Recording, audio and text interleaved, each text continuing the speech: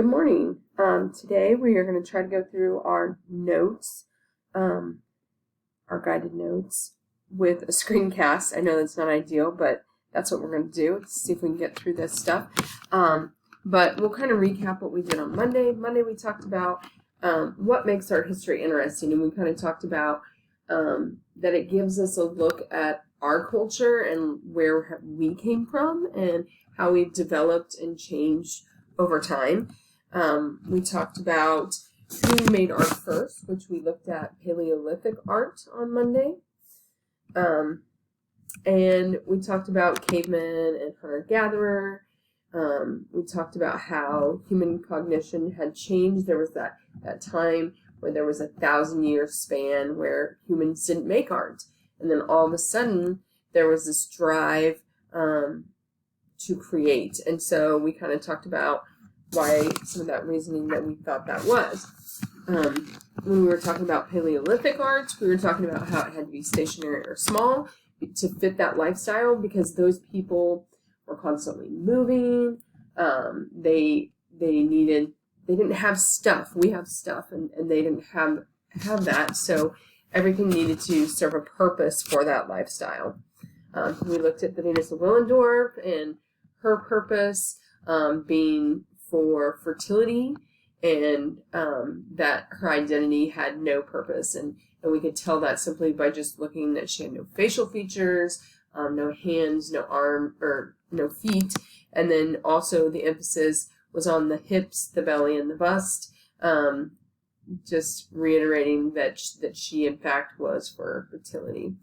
We looked at the Cave of Lascaux. We looked at a couple caves, but we're just going to hit Cave of Lascaux, which they're known for the largest cave painting, which is 17 feet long. That bowl right there is a big bowl. We talked about how with Paleolithic art, there was no written language, and so we had to make all those guesses. So now we're going to move into the Sumerians, and we're going to see how they kind of changed all of that. All right, so Sumerian art from Mesopotamia. Sumeria is located in Mesopotamia, which is current-day Iraq.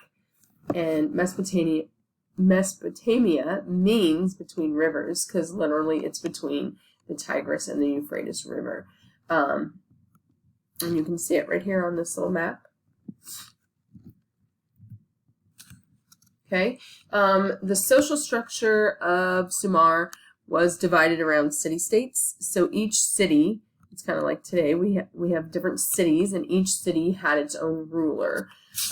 Even though they were a theocracy, which meant that God was the one true ruler, they believed that ruler was hand-picked on earth, and it was someone who took guidance from the gods. So the city-states were kind of ran by a human, but they believed that there was a tie between this human and gods, which actually created this. It was the first time that there was this tie between religion and government that we see in history. So the city-states were actually built around what are called ziggurats, and you can see on this slide what a ziggurat is. Excuse me. They are a step temple. The reason it was this way was to protect it from flooding. They also believed that if you got up on these steps and you started walking, it gave you time to prepare you to be ready for worship. And so those were the two functions, for flooding, and also just it would take time to get your mind set for why you were there. Honestly, the Sumerians, I would say they were a powerhouse. They had lots of ideas. And honestly, we could spend probably all class period just talking about the different inventions that they created. But we'll just kind of talk about a few. They invented the wheel, sailboats, boots and sandals. They created farming tools, irrigation systems. the pottery wheel, and probably the most important thing they invented was the first written language, which this was huge because yesterday or Monday when we were talking about history, we're not able to know. We're just making some educated guesses and kind of looking throughout history of what possibly that would mean. But during this time, we actually have it. We can read it. We don't have to make those guesses. And so the first language we called cuneiform, and it's a series of lines, and it's carved into these clay tablets, sometimes stone. I think they kind of look like little golf tees if you kind of look at it, like somebody pushed a golf tee in there. But it was the first time we had written language in history, and we don't have to guess. We can read it. We know it's there. We know what's going on. This is the Standard of Ur, and we're not really sure what the purpose of this. It's like a box, a mosaic box, and we know it's about 4,500 years old. It's made of wood and precious materials. But the reason that this piece is important is because it shows us a little bit into their culture. So if we look, there's two sides. There's the peace side and the war side. So we're going to look at the peace side first. So here's the peace side. And if you look at it, we have 3 layers. And each of those layers depicts a class. So it's a hierarchy. So the most important person on this piece is the biggest, and he is located at the top. Now, if you look at the top row, there's I don't know, several, 1, 2, 3, 4, 5, 6, 7 individuals that are seated. Those are the most significant, and we know that because they are seated. So the humans that are up there with them, they represent the either slaves or helpers. As you can see, they're all kind of doing different duties. And then we have our middle class and we have our lower class. On the war side, this is our war side. And if we look at it, we know it's war because of the red. There's, you can tell that there's definitely a winner and a loser. Again, we have the social class, like you can tell on the top row who the most important person is. He's the largest. And then the individuals get smaller throughout that piece. These are our worshipers, and they are made of stone. We have males and females. We can identify the worshipers because they have their hands folded. They have very stylized large eyes, and that was to symbolize awake and ready to receive God. And so people would create these little statues, and they would actually go inside the temple, and they'd fill the floors of the temple. And so the idea behind it was that they couldn't always be worshiping God and praising God because they were doing other things in the community. So they would create these like stand-ins. And so your little statue, you'd make your statue, you'd put it in there, and it would spend all day worshiping for you in your place, and that would help ensure that you had a place in heaven. And so there's just different sizes. They range anywhere from 8 inches to 21 inches.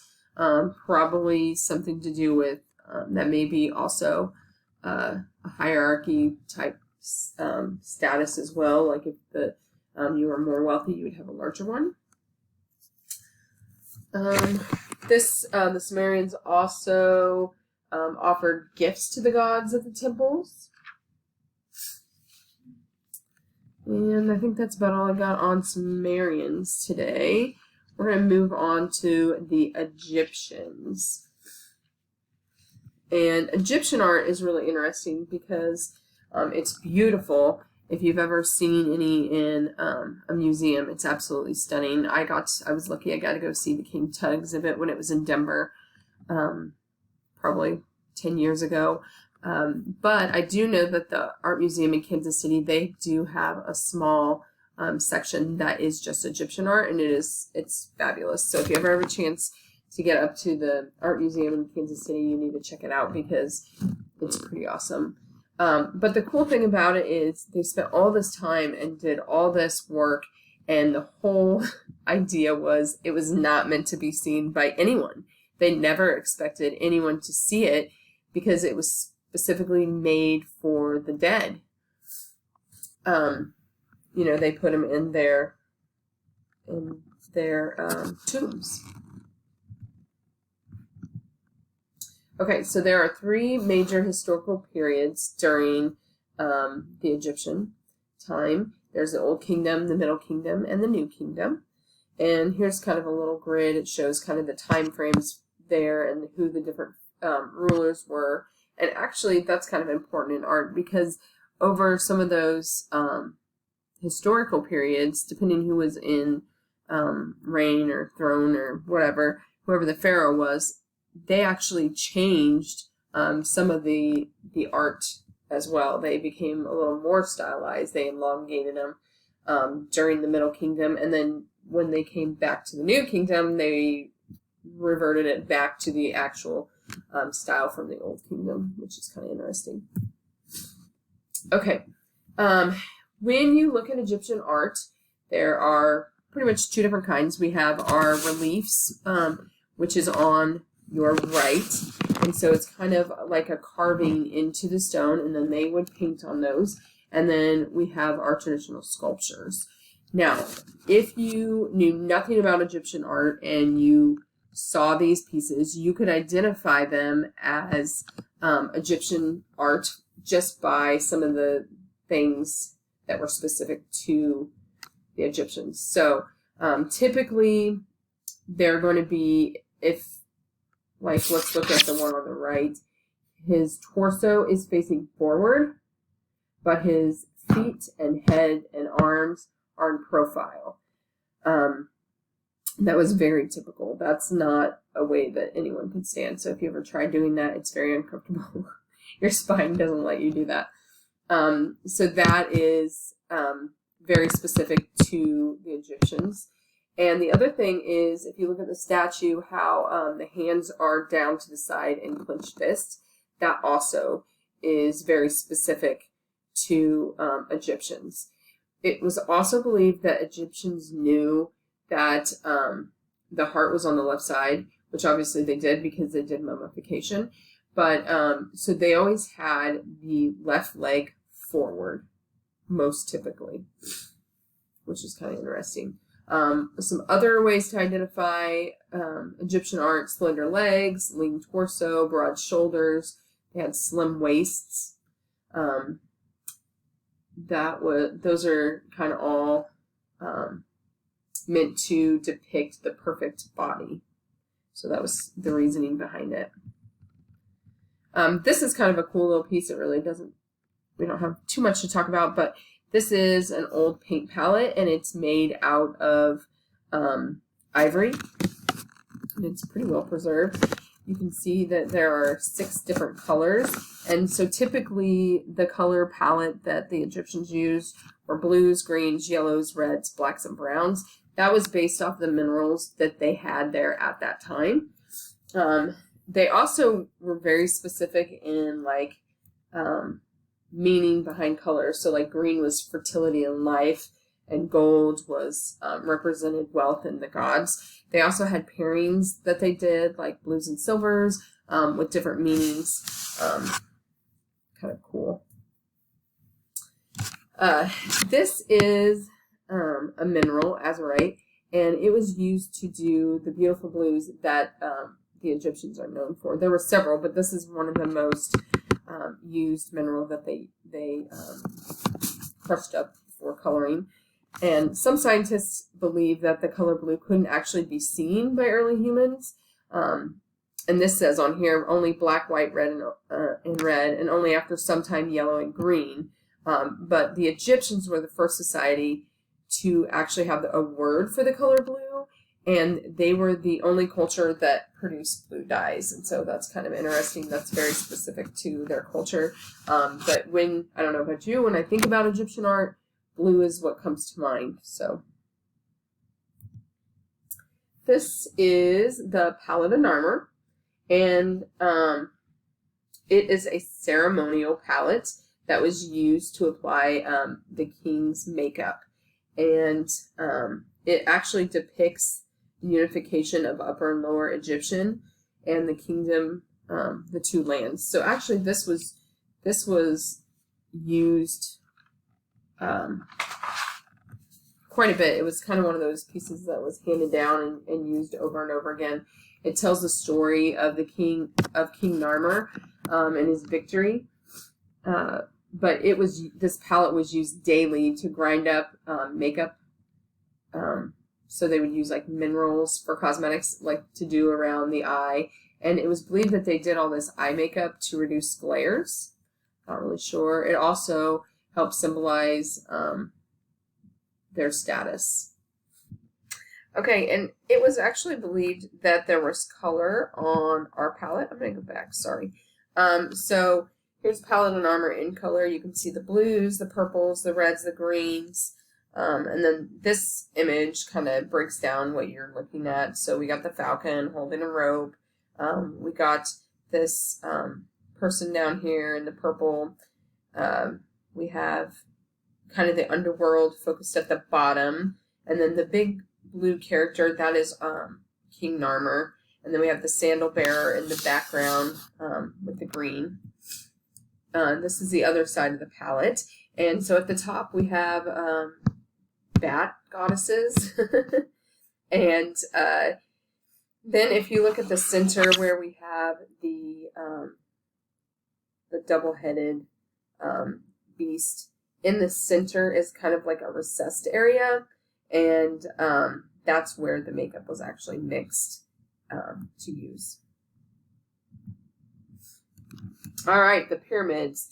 The pyramids are believed to be built to protect the afterlife. So they were where our pharaohs went. They protected the sarcophagus and all the things that they put in there for the afterlife. The pyramids, it's estimated that 14 million tourists visit them a year. And it's said that it possibly took 20 years to build the Pyramid of Giza.